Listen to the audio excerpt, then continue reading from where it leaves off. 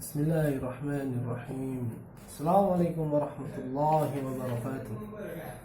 Alhamdulillah hamdan katsiran tayyiban mubarakan fihi kama yuhibbu rabbuna azza wa jalla wa yarda. Asyhadu an la ilaha illallah wahdahu la syarika lah wa asyhadu anna Muhammadan abduhu wa rasuluh. Allahumma salli wa sallim wa barik ala Nabi Muhammad wa ala alihi wa sahbihi ajma'in, amma ba'd. Saudaraku yang dirahmati Allah Subhanahu wa taala, kita lanjutkan membaca risalah Peliti Bingkisan Hati ini untukmu sampai kita di risalah Tambatkan Hatimu pada Kecintaannya. Saudaraku fillah, semoga Allah merahmatiku dan merahmatimu. Tak bisa dipungkirin bahwa jiwa itu menyukai tempat-tempat yang penuh dengan kedamaian, ketentraman, kenyamanan, dan kebaikan.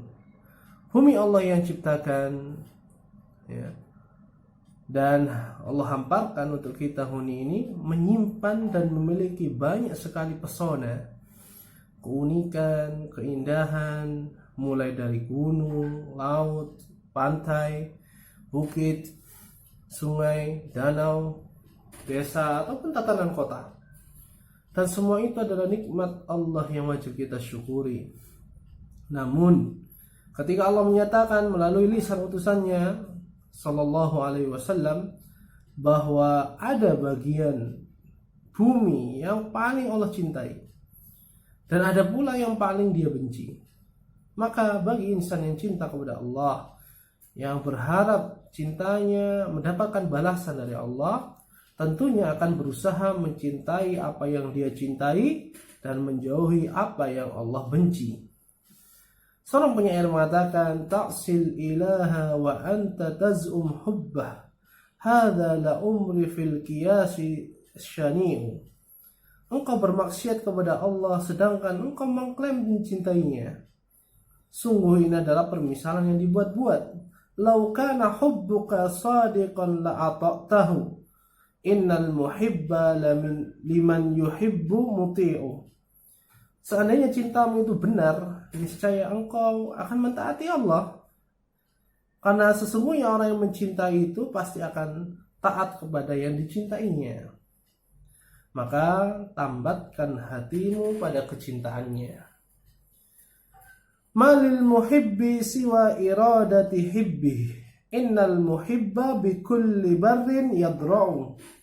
Seorang yang mencintai akan mengikuti keinginan kekasihnya. Sesungguhnya orang yang mencintai itu mendekati yang dicintai dengan berbagai cara. Lantas, di manakah tempat yang paling dicintai oleh Allah? Rasulullah SAW menjelaskan tentang tempat tersebut. Ahabbul biladi ilallahi masajiduha. Negeri, tempat yang paling Allah cintai adalah masjid-masjidnya. Wa abghadul biladi ilallahi aswaquha. Dan negeri, tempat yang paling Allah benci adalah pasar-pasarnya. Masjid adalah tempat yang paling dicintai oleh Allah. Dan Allah jelaskan bahwa yang memakmurkan masjid itu hanyalah orang-orang yang beriman, orang-orang yang mendapatkan hidayah. Allah tabaraka wa ta'ala berfirman, innama ya'muru masajidallahi man amana billahi wal yawmil akhir wa aqamas shalah wa ataz zakah wa lam yakhsha illallah. Hanya yang memakmurkan masjid-masjid Allah itu adalah orang-orang yang beriman kepadanya, beriman kepada hari akhir, tetap mendirikan sholat, menunaikan zakat, dan tidak takut kepada siapapun selain kepada Allah. Fa'asa ulaika ayyakunu minal muhtadin. Maka mereka lah orang-orang yang diharapkan termasuk golongan orang-orang yang mendapatkan petunjuk. Lantas bagaimana cara memakmurkan masjid? Ketahuilah saudaraku bahwa memakmurkan masjid adalah dengan menegakkan tauhid dan membersihkannya dari berbagai macam kesyirikan. Sebagaimana firman Allah Ta'ala, wa annal masajida lillahi fala tad'u ma'allahi ahada. Dan sesungguhnya masjid-masjid itu adalah kepunyaan Allah. maka janganlah kamu menyembah seorang pun di dalamnya, ya, bersama menyembah Allah tabaraka wa ta'ala. Ketahuilah saudaraku bahwa masjid merupakan rumah ibadah yang di dalamnya ditegakkan sholat fardu secara berjamaah ataupun sholat tatawwu, membaca kitabullah, berzikir dan belajar atau mengajarkan ilmu. Dan Allah Jalla Jalaluh jadikan rumahnya sebagai tempat turunnya rahmat dan turunnya ketenteraman. Sebagaimana Rasulullah SAW sampaikan, wa majtama'a qaumun fi baitin min buyutillah, tidaklah berkumpul segolongan orang di sebuah rumah dari rumah-rumah Allah, yatluna kitab Allah, di mana mereka membaca kitabullah, wa yatadarasunahu bainahum, mereka saling mempelajari Al-Quran itu, illa nazalat alaihimus sakinah, kecuali akan turun kepada mereka rahmat Allah, kasih sayang Allah, wa ghasyiyatuhumur rahmah, dan rahmat Allah meliputi mereka, wa hafathumul malaikah, dan para malaikat mengelilingi mereka, wa dzakarahumullahu fi man indah, dan Allah menyebut golongan tersebut di antara makhluk mulia yang berada di sisinya. Ini keutamaan yang diberikan oleh Allah Subhanahu wa taala bagi mereka yang memakmurkan masjid dengan menuntut ilmu atau mengajarkan ilmu. Yang pertama, Allah turunkan sakinah, ketenteraman. Kemudian rahmat, kasih sayang Allah. Dan kasih sayang Allah sangat luas, mulai dari rezeki, ya, istri yang solihah, suami yang solih, anak putra putri yang taat, yang menyejukkan pandangan mata dan pandangan hati, dan seterusnya. Dan malaikat mengitari mereka, ya, karena ridho atas apa yang mereka berbuat. Dan Allah menyebut-nyebut hamba-hamba tersebut di antara makhluknya yang mulia dari kalangan para malaikat. Dan Salmanul Farisi radhiyallahu anhu pernah menulis pesan kepada Abu Darda. Kata Salman, ya akhi, alaika bil masjidi falzamhu. Wahai saudaraku, hendaknya engkau terpaut dengan masjid hatimu.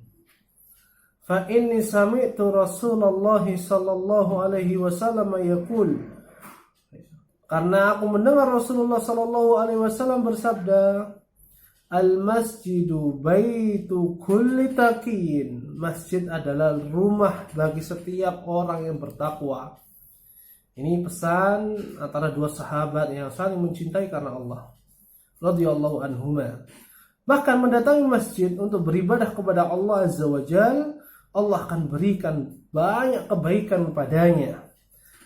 Sebagaimana Nabi SAW pernah sampaikan, salatul rajuli fil jama'ati tudha'afu ala salatihi fi baitihi wa fi suqihi 25 bi'fan. Salat seseorang dalam berjamaah akan dilipat gandakan pahalanya dari salatnya di rumah atau pasar sebanyak 25 kali lipat. Wa dzalika annahu idza tawadda'a fa ahsana al-wudu'. Dan hal itu, ya, apabila ia berwudu dan memperbagusi wudunya, summa kharaja ila masjid la yukhrijuhu illa shalah.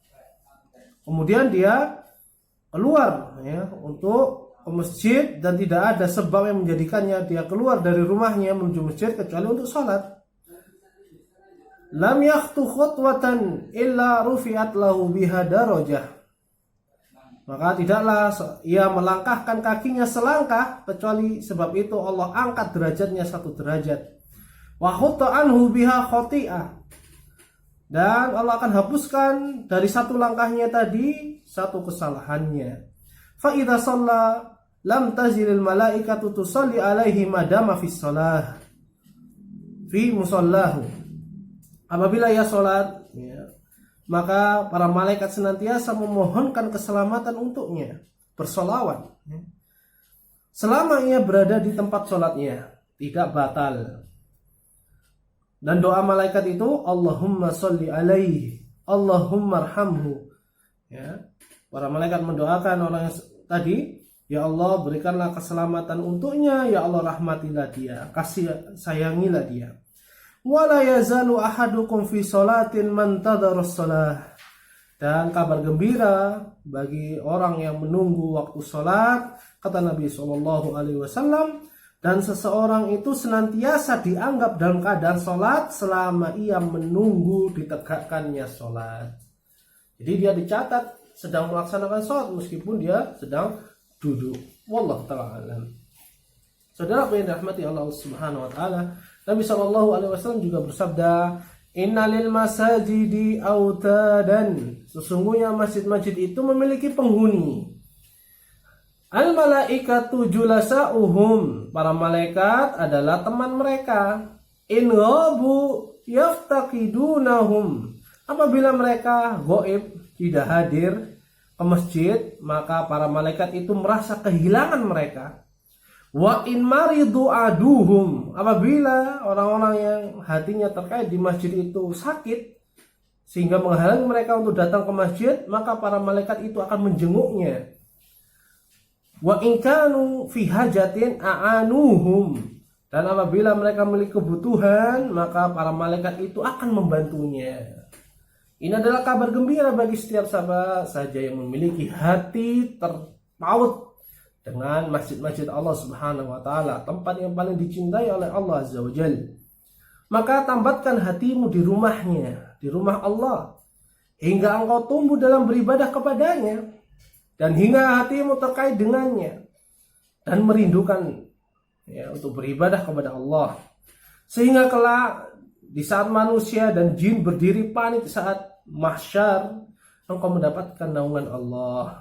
Rasulullah SAW telah bersabda, Sab'atun yudhilluhumullahu fi dhillihi yawma la dhilla illa dhilluh. 7 golongan yang Allah naungi mereka pada hari tidak ada naungan kecuali dari naungannya, dengan naungan Allah. Yang pertama, al-imamul adil, imam yang adil.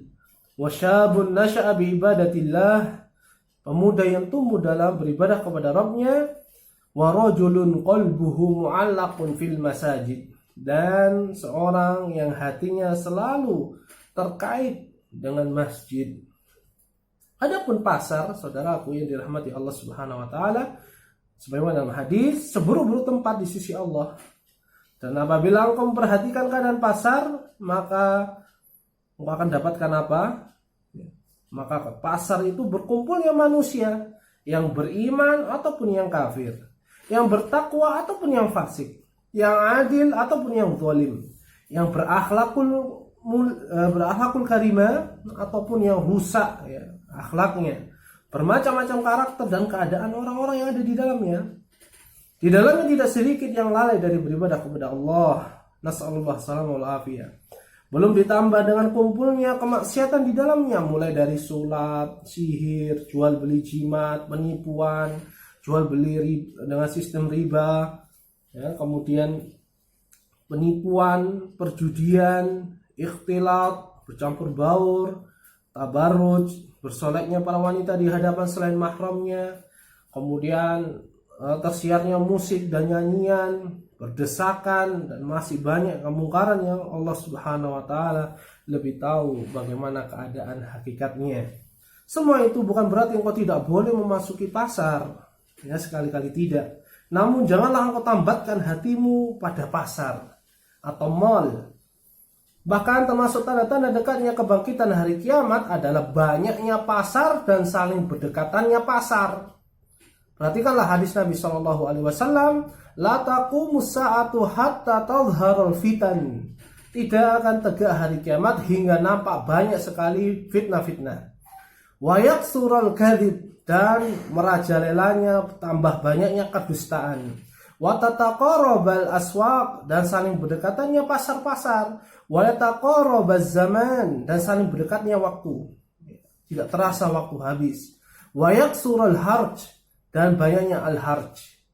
Qila, maka ditanyakan kepada Nabi SAW, wa mal harj? Apa itu harj?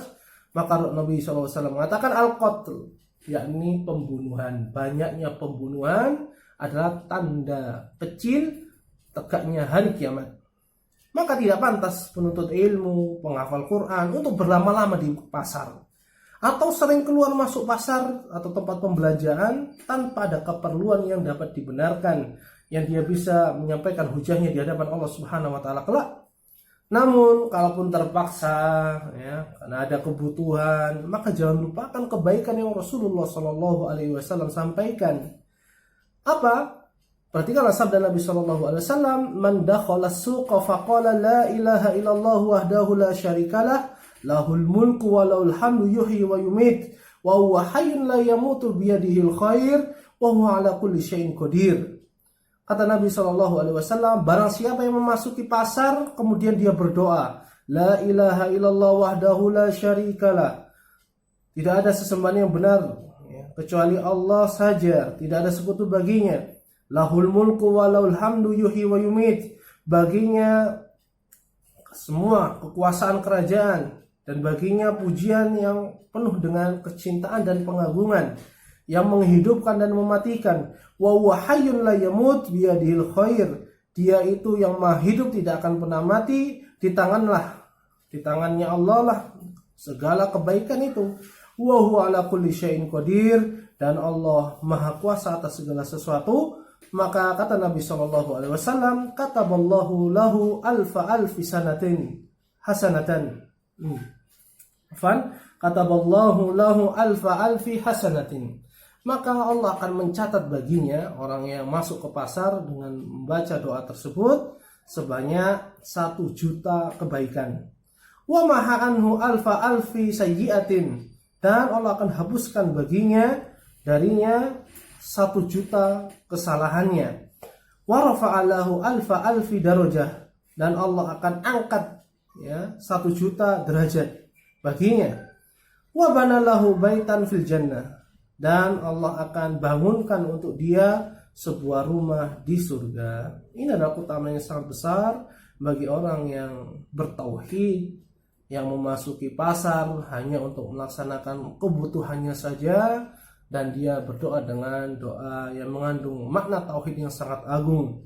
Wallahu ta'ala alam. Semoga Allah Subhanahu wa ta'ala memberikan rahmatnya kepada diriku dan dirimu, dan semoga Allah Subhanahu wa ta'ala menjaga kita dari fitnah-fitnah di dalam beragama, fitnah-fitnah dalam kita menjalani hidup, dari syubhat ataupun syahwat. Wassallallahu wasallam ala nabiyina Muhammad walhamdulillahirabbil alamin. Subhanakallahumma bihamdika asyhadu an la ilaha illa anta astaghfiruka wa atubu ilaik. Wassalamualaikum warahmatullahi wabarakatuh.